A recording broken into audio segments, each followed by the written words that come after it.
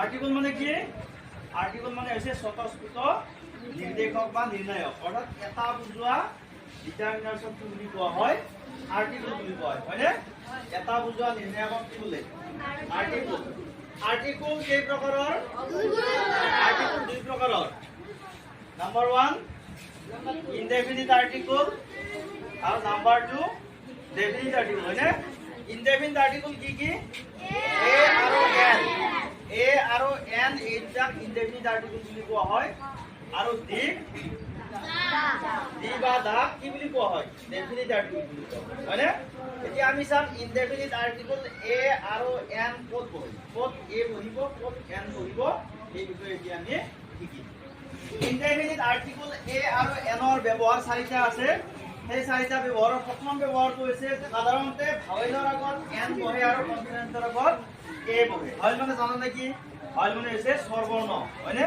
অসমীয়াত যেনেকে অ, আ, হ্ৰস্ব ই, দীৰ্ঘ ই, হ্ৰস্ব উ, দীৰ্ঘ ই, এ, ঐ, ও, 11টা আছে। ইংৰাজীত কেইটা আছে ভাৱেল? ইংৰাজীত ভাৱেল কেইটা আছে? 5টা। কি কি? এ, ই, আই, ও, ইউ। এই যদি চাৰিটাৰ পিছৰ শব্দটোৰ প্ৰথম আখৰটো যদি ভাৱেল হয় আৰু যদি ই ভাৱেল সাউন্ড প্ৰকাশ কৰে, তেতিয়াহ'লে তাৰ আগত কি বহে? এন বহে। আৰু যদি কনসোনেন্ট হয়, অৰ্থাৎ এ, ই, আই, ও, ইউৰ বাহিৰে যদি বাকী কেইটা আখৰ বহে, বাকী কেইটা আখৰ যদি থাকে, তেতিয়াহ'লে কি হ'ব? তাৰ আগত এন নবহি এ বহিব, হয়নে? ইয়াতে উদাহৰণ চাবচোন প্ৰথম বাক্যটো। A number, it is just umbrella. ইয়াত এইটো কি আছে? আমব্ৰেলাৰ প্ৰথম আখৰটো কি? ইউটো ভাৱেল নে কনসোনেন্ট? ভাৱেল ন? আৰু আমি যদি আমব্ৰেলাটো অসমীয়াত লিখো কি হ'ব? আ অক্ষৰে ম, তাত একাৰ, লতাকাৰে লা, আমব্ৰেলা। প্ৰথম কি বুজাইছে? আ উচ্চাৰণ হৈছে না এইটো? আ, গতিকে ভাৱেলৰ সাউন্ড ভাৱেল হৈছে, হয়নে? সাউন্ডটো কি হৈছে? আমি যে আ বুলি কৈছো, স্বৰ সাউন্ড হৈছে নে নহয়? হা? স্বৰ সাউন্ড হৈছে ন? ভাৱেল সাউন্ড হৈছে, গতিকে ইয়াত কি কৰিব? এন বহিব। B number, she gave me dash pen.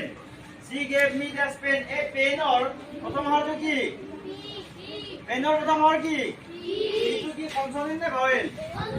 আমি যদি পেন লিখো পদ একাৰে পে ন, এনেকে যদি আৰু পটো কি? প, প সাউন্ডটো কি? ব্যঞ্জন ধ্বনি হয়নে নহয়? হয়নে নহয়? ইয়াত কি কৰিব? এ বহিব। বুজি পাইছা এইটো? সি number, the boy is eating the apple. ইয়াতে এপলৰ প্ৰথম আখৰ কি আছে? এইটো ভাৱেল নে কনসোনেন্ট? ভাৱেল, হয়নে নহয়? ভাৱেল। এপল যেতিয়া আমি অসমীয়াত লিখিম এ কতকাৰে পূৰ্ণ, এনেকে যদি লিখো, প্ৰথম কি বুজাইছে? এ স্বৰবৰ্ণ, হয়নে নহয়? এ, হয়নে? অৰ্থাৎ এৰ সাউন্ডো এ হৈছে, গতিকে ইয়াত কি বহিব? কি বহিব? এন বহিব। D number, she has this car. তাইৰ এখন বা তেখেতৰ এখন গাড়ী আছে। এই গাড়ী কাৰ? কাৰৰ প্ৰথম আখৰ কি? সিটো ভাৱেল না কনসোনেন্ট? কনসোনেন্ট। আৰু কার যদি লিখো আমি পদ আকারে কার, তার মানে কত কি? ব্যঞ্জন বর্ণ হয় না নয়? হয়নে? কত কি? ব্যঞ্জন বর্ণ। অর্থাৎ সিটো কি বুঝাইছে? ব্যঞ্জন ধ্বনি প্রকাশ পাইছে, হয় না? সি সি যেতিয়া আমি উচ্চারণ কৰিছো অ হৈছে, অৰ্থাৎ ব্যঞ্জন ধ্বনি প্ৰকাশ পাইছে, এইকাৰণে ইয়াত কি বহিব? এ বহিব, হয়নে? The child is next number. The child is eating this ice cream. The child is eating this ice cream. এ আইসক্ৰিমৰ আইটো কি? আইটো ভাৱেল না কনসোনেন্ট? ভাৱেল। ভাৱেল। আৰু যদি আমি আইস লিখিম, আইস, আইসক্ৰিম, তেতিয়া প্ৰথমতে কি সাউন্ড হৈছে? আ হৈছে নে নাই? হয় না? অৰ্থাৎ ভাৱেলৰ সাউন্ড ভাৱেল হৈছে, হয় না? গতিকে ইয়াত কি বহিব? কি বহিব? সবে কোৱা, কি বহিব? এন বহিব। বুজি পাইছা এতিয়া? কেৱল ফাৰ্স্ট লেটাৰটো ভাৱেল হলেই নহব, তাৰ সাউন্ডও ভাৱেল সাউন্ড হ'ব লাগিব। বুজি পাইছা? যদি ফাৰ্স্ট লেটাৰ ভাৱেল হয় আৰু যদি সাউন্ড ভাৱেল হয়, তেতিয়াহ'লে তাত কি বহিব? এন বহিব। আৰু যদি ফাৰ্স্ট লেটাৰ কনসোনেন্ট হয় আৰু সাউন্ডও যদি কনসোনেন্ট হয়, তেতিয়াহ'লে তাত এ বহিব। ঠিক আছে, ক্লিয়াৰ? এক নম্বৰ নিয়ম। ইনডেফিনিট আৰ্টিকল এ আৰু এনৰ 2 নম্বৰ নিয়ম হৈছে যে যদি ভাৱেলৰ উচ্চাৰণ ইউ অথবা ওৰ দৰে হয়, তেন্তে তাৰ আগত কি বহে? কি বহে? এ বহে। যদি ভাৱেলৰ উচ্চাৰণ ইউ বা ওয়া হয়, এনে ভাৱেলৰ আগত কি বহে? এন বহে। কনসোনেন্টৰ আগত এ বহে, হয় নে নহয়? কিন্তু যদি ভাৱেলৰ উচ্চাৰণ যদি ইউ বা ওয়া যদি হৈ যায়, তেতিয়াহ'লে তাৰ আগত কি বহিব? বহিব এটা আমি প্ৰথমতে পাম এ নম্বৰ বাক্য There is this university in Guwahati. There is this university in Guwahati. এইটো কি বানান এইটো কি শব্দ ইউনিভাৰ্সিটি হয়নে ইউনিভাৰ্সিটি প্ৰথমৰ কি আছে ইউ ইউ ভাৱেল আছে কিন্তু আমি যেতিয়া উচ্চাৰণ কৰিম কি হ'ব অসমীয়া যদি লিখো কি হ'ব ইউনিভাৰ্সিটি হয়নে ইউনিভাৰ্সিটি এই যে প্ৰথম ইউ আখৰৰ উচ্চাৰণ কি হৈছে ইউ হৈছে নে নাই ইউ আখৰৰ উচ্চাৰণ ইউ হোৱাৰ কাৰণে ইয়াত কি কৰিব এনৰ সলনি এ বহিব হয়নে আমি এনেকৈ লিখিব পাৰো ইউনিভাৰ্সিটি এনেকৈ লিখিব পাৰো ইউনিভাৰ্সিটি এনেকৈ লিখিব পাৰো এই উদ্দেশ্য হয় নহয় এইটো এটা কনসোনেন্ট লেটাৰ কি বহিব এ বহিব এ 3 নম্বৰ বাক্য I have only just 150 note মোৰ মাত্ৰ এখন 100 টকীয়া নোট আছে ইয়াত এই যে ওয়ান শব্দটোৰ প্ৰথম অৰ্থ কি ও এটা ভাৱেল নে কনসোনেন্ট ভাৱেল কিন্তু আমি যদি ইয়াক প্ৰনাউন্সিয়েশন কৰি কি হ'ব ওয়ান ওয়া ওয়া উচ্চাৰণ হৈছে নে নাই হৈছে এই ওয়া হোৱাৰ কাৰণে কি বহিব ইয়াত এ বহিব মনত থাকিব 3 number It was this unanimous decision. এইটো এটা সৰ্বসন্মত সিদ্ধান্ত ইয়াতো ইউনানিমাছৰ প্ৰথম আখৰ কি ইউ আৰু আমি যদি ইউনানিমাছ লিখো কি হ'ব ইউ প্ৰথমতে ইউ হ'ব নাই ইউনানিমাছ প্ৰথম কি হৈছে ইউ উচ্চাৰণ হৈছে কিন্তু আমব্ৰেলা প্ৰথম কি হৈছিল ইউ আখৰৰ উচ্চাৰণ আ হৈছিল হৈছিল নে নাই এম হৈছিল ইয়াত ইউ আখৰৰ উচ্চাৰণ কি হৈছে ইউ হৈছে গতিকে ইয়াত কি বহিব ইউ বহিব ইনডেফিনিট আৰ্টিকল এ আৰু এনৰ 3 নম্বৰ ব্যৱহাৰটো হৈছে যে যদি কনসোনেন্টৰ উচ্চাৰণ ভাৱেলৰ দৰে হয় তেন্তে তাৰ আগত এন বহে আমি সাধাৰণতে কি পাইছো যে কনসোনেন্টৰ আগত কি বহে এ বহে ভাৱেলৰ আগত এন বহে কিন্তু যদি কনসোনেন্টৰ উচ্চাৰণ আমি কনসোনেন্টটা উচ্চাৰণ কৰোতে যদি ভাৱেলৰ দৰে উচ্চাৰণ হয় সাউন্ড যদি ভাৱেল হয় ভাৱেলৰ নিচিনা হয় তেতিয়া হলে তাৰ আগত কি বহিব এৰ সলনি এন বহিব এতিয়া আমি উদাহৰণ প্ৰথমতে পাম mister Kalita is this MA mister Kalita এজন এমএ পাস এমএ এম বুলি কওতে এই যে এম আখৰটো আছে এমটো কি কনসোনেন্ট না ভাৱেল কনসোনেন্ট হয় না কিন্তু আমি যেতিয়া উচ্চাৰণ কৰি প্ৰনাউন্সিয়েশন কৰি কি হ'ব এম এ প্ৰথমতে কি উচ্চাৰণ হৈছে এ উচ্চাৰণ হৈছে নাই আমি সাউন্ড কি হৈছে ভাৱেলৰ নিচিনা হৈছে এটো এটা স্বৰবৰ্ণ হয় না সাউন্ড ধ্বনি কি হৈছে ভাৱেলৰ দৰে হৈছে গতিকে ইয়াত কি বহিব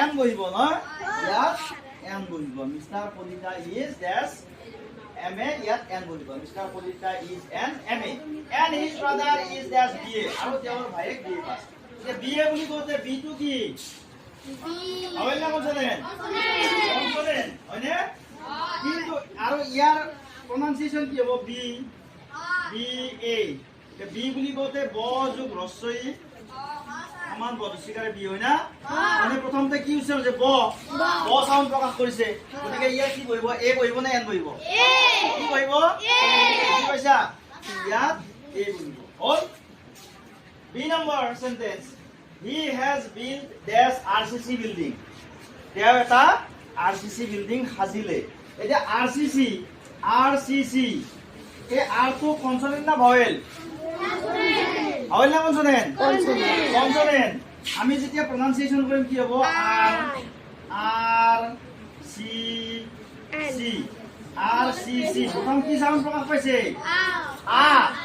আটো ভাৱেল না কনসোনেন্ট ভাৱেল সাউন্ড যদিও লেটাৰটো কনসোনেন্ট আছিল কিন্তু সাউন্ড ভাৱেলৰ দৰে হোৱাৰ কাৰণে কি হ'ব ইয়াত এৰ সলনি এন বহিব হয়নে এই কনসোনেন্টৰ লগত এ বহে কিন্তু সাউন্ড ভাৱেলৰ নিচিনা হোৱাৰ কাৰণে ইয়াত এন বহিছে C number sentence His father is working in this NGO.